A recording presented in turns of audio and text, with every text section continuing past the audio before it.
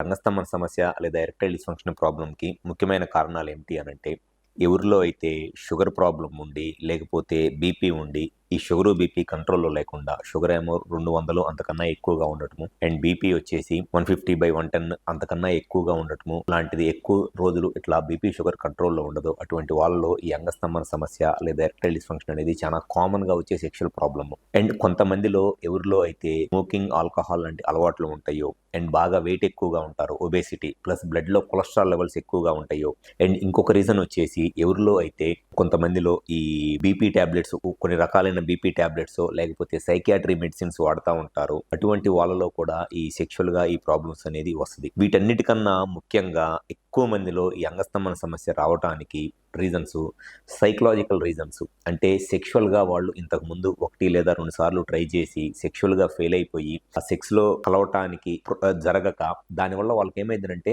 Confidence పోయింది. సెక్షువల్‌గా నేను కలవలేనేమో, try చేసి ఫెయిల్ అయిపోతానేమో అనే ఒక భయంతో, ఆ కాన్ఫిడెన్స్ లేక నెక్స్ట్ టైం సెక్షువల్‌గా ట్రై చేసేటప్పుడు ఆ లో కాన్ఫిడెన్స్‌తో ఉండటం వల్ల దానివల్ల కూడా ఆ ప్రాబ్లమ్ అనేది ఎదుర్కొంటా ఉంటారు.